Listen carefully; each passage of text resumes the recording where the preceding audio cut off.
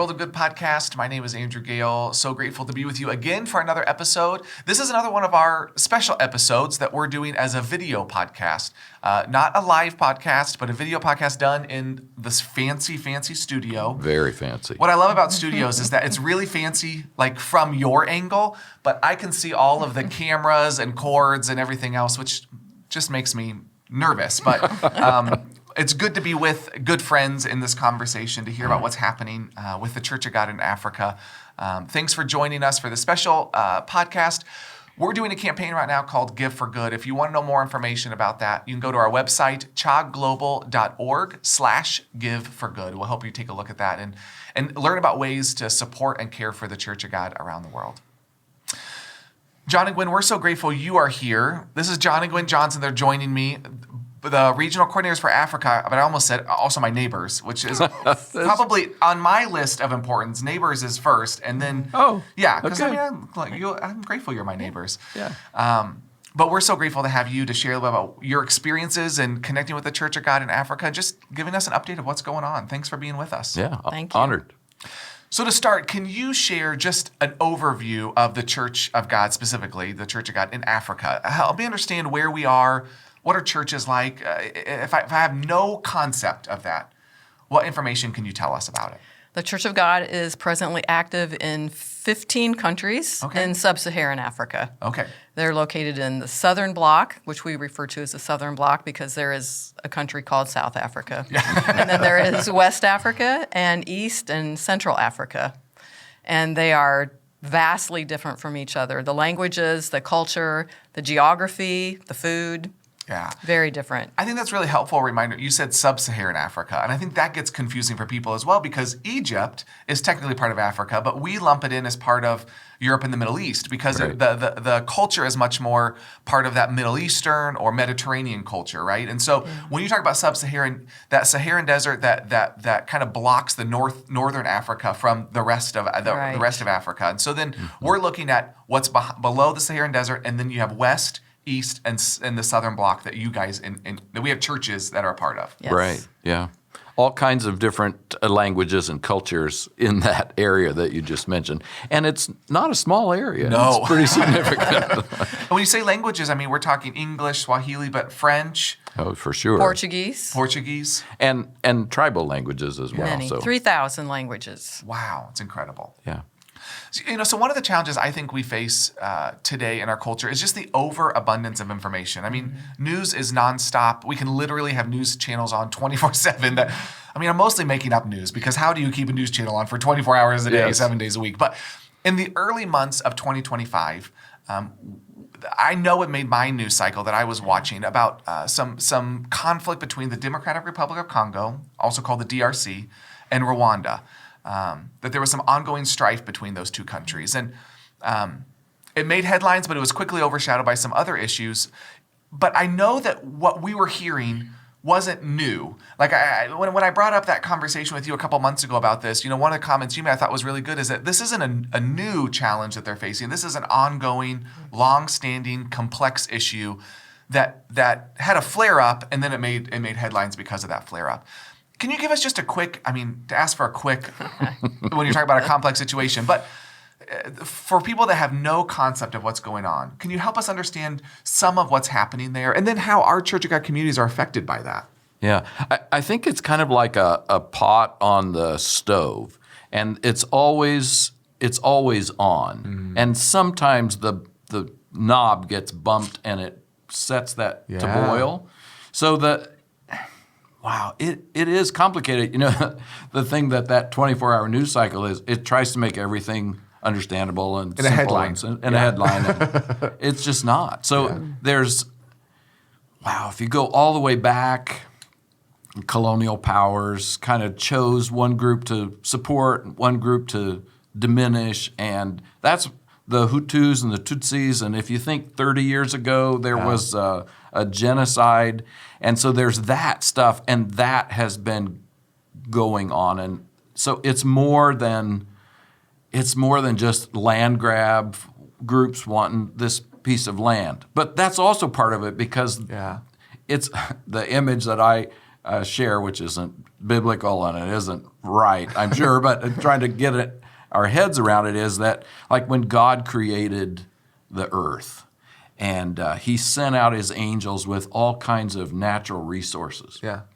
And apparently 2 clumsy angels dumped all their baskets of wealth into an area which really would be like 2 states or provinces right on the border between Rwanda and DRC. And that's what everybody's fighting over. $24 trillion worth of wealth. Wow. Minerals, stuff that we use in our cell phones that we have to have or we don't have cell phones. Yeah. And so it's just very valuable. So it's ethnic, it's wealth, and everybody wants that wealth. It is land, and it's power. Who gets to say? So it's so complicated. The thing is, with complicated things, when you come with answers and you say, "Oh yeah, well here's the answer. It's simple. It's clear." Those are always wrong answers. so that's going on. So where there. exactly would we find that story in the Bible? Is that in 1 Johnson? Maybe 3 John, So- 4 John. So how do we how are our churches interacting in the midst of this? You know, that's one of the most amazing things to me. And we have we have churches churches on both sides, right? On both sides, on all sides, because it's simplistic to say both sides, yeah. this is just Rwanda and DRC. Actually, it's Burundi, Tanzania, Uganda, all of those. It's a kind of a Great Lakes region in Africa. All of those are players right now. Either they're players that they're trying to command control over those resources, or they're trying to deal with refugees that have spilled out all over the place. And some of them are doing it kind of well, and some are not doing it well at all. And our church is in the midst of that. We have churches in those countries. And Even some of them on the borders. I mean, oh yeah. People go back and forth across the borders because there are clearly defined entry and exit points. And then there's the rest of the border, which is very porous. And the church, the amazing thing to me is the church loves and serves one another no matter which side of the border you come from. I think our churches in Rwanda and in the DRC are modeling the love of Christ in remarkable ways in terrible situations. Yeah. And in Burundi as well, serving refugees who come, whoever comes, and at great risk. Yeah. Because particularly in Burundi, they want refugees in refugee camps. Yeah. Burundi is the poorest country in Africa, trying to deal with their own issues, and now they have all these refugees. Wow. And the church is serving, and they're not looking at passports. Yeah. You know, they're not looking at like, are you one of our tribe? Yeah. They're just loving them, serving them. I remember even a couple of years ago when we were in Tanzania, before this blew up just a couple months ago, but there was a specific prayer time set aside for the leader of Rwanda, Charles Nsengiyumva, and Noel Badamwete, who's the leader in the DRC, where they sat them next to each other and just prayed over them. I mean, as a reminder to me that this is an ongoing issue. They knew back then that those were challenges, you know, and it's simmered and come up. In the DRC, we've heard that there are families displaced. We put out some different notices to people about disaster relief. Can you talk about what's happening there? Well, we've done immediate stuff like just providing food, clothing, resources, because when people left as refugees, internally displaced people. You know, So there's people from the DRC that have left their homes, and we've heard like 700 to 1,000 families. Families that have all left to go seek refuge elsewhere, but within the same country, but away from where they had been living. Right, and left everything. Yeah. And just recently, the M23, the Rwanda backed rebel group. Thank you. They forced all those refugees to go home, but when they've gone home, they have nothing. Yeah. So we've done immediate, and now we're kind of shifting to provide some farming equipment and seed for the next crop, and just stuff to get them between where they are and where they need to be. Yeah. So I think we're doing some significant things. That's awesome. We mentioned Noelle Badamwete. She's the national leader for the DRC. We have a number of women that are in positions of leadership, which I think is wonderful to see across the African continent.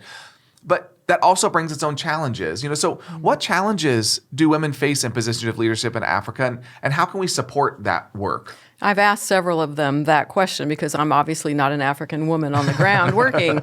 And I got various answers, but one is finances, because a woman is supposed to care for the home and feed the family, and especially in those war-torn areas and those where there's drought and flood and famine, it's very, very difficult. The leader of Zambia is also a female, Reverend Milas Ndau, and we have some female pastors in Botswana. Not every country allows women to be in positions of leadership, and the women are discriminated against, and they're expected to take care of the home and their husband.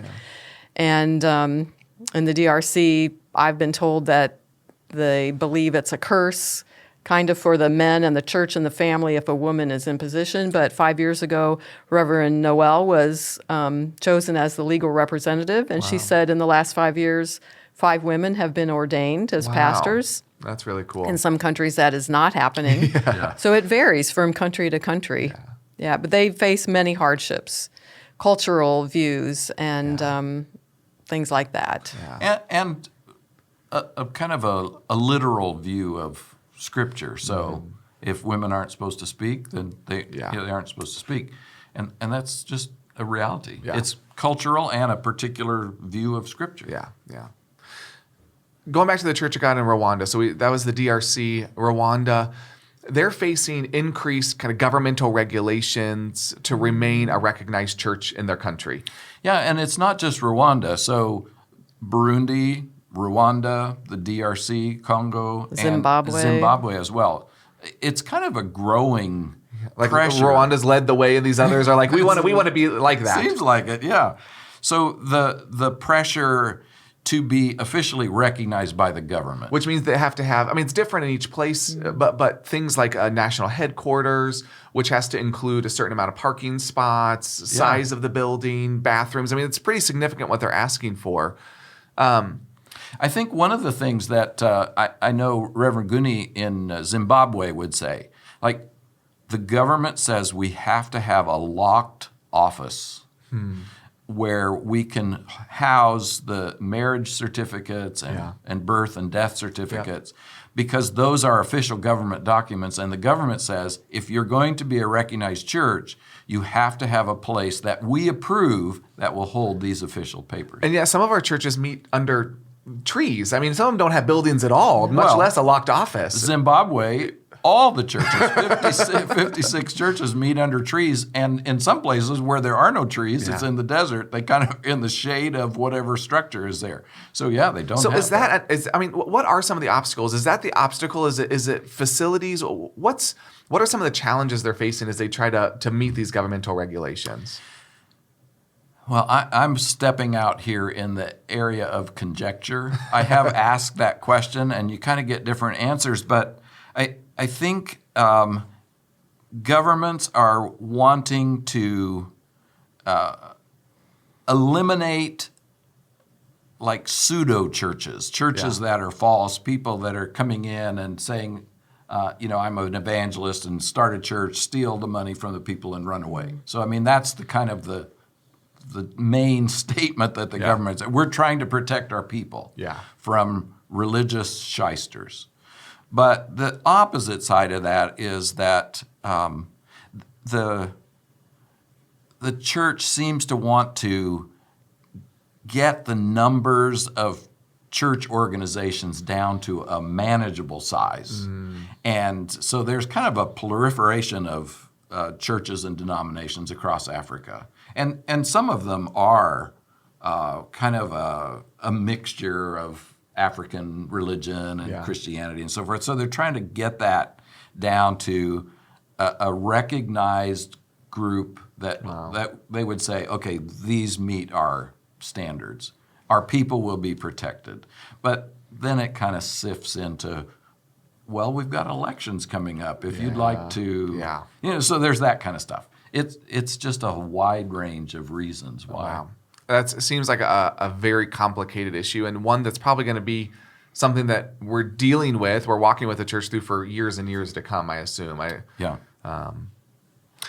of the ongoing issues in Africa that we hear about is this cycle of flooding and drought that often leaves communities who depend on farming, subsistence farming in a lot of places, without sufficient resources, and can lead to, especially in those times, can lead to increased issues related to cholera, waterborne illness that affect even more so children and the elderly. The Church of God in Zimbabwe has been working to kind of deal with some of those ongoing issues. Can you talk to us about what they've been doing and what that looks like? So their restrooms before were just pits that were dug with mud brick around them and no tanks. And when the floods and the rain come, then those mud bricks just disintegrate. And the sewer just flows out, and then cholera outbreaks. So, it's amazing when we actually ask people what their greatest need is. Sometimes we are surprised. And when Brother Gooney said it was latrines was their greatest need. So the Church of God has built numerous concrete toilets with tanks. Wow. And the story I like is there was an elementary school where people were shoved out of where they lived by the government and put out in the desert, and they have like tents, and their latrines had disintegrated, and they were going to have to close the school. Oh, wow. And the kids were going to have to walk like 20 kilometers round trip. I think it was even more than that. No, it was 17 kilometers one way. One way. Yeah, so close to 20 kilometers one way. But the Church of God came in, built latrines, and now the kids don't have to walk to That's the next incredible. village. And if we could show you a picture, it's really kind of crazy. So I visited lots of latrines in Zimbabwe. And a lot of people go in when they go on vacation or go on that's not what they're going to get pictures of. But the amazing thing is all these latrines are painted purple. I said, very Lenten, right? I said, Reverend Gooney, why are they painted purple? He said, the Church of God official color in Zimbabwe is purple. So when people see these purple latrines, they know that the Church of God has provided this this place of safety, safety, for the community. And he said it's like our signboard. Okay, I love that. That might be an idea for there pastors struggling here in the United States. That's a good thought. That's a good thought. Hey, I want to share one more thing. Yeah. This climate change cycle. Yeah.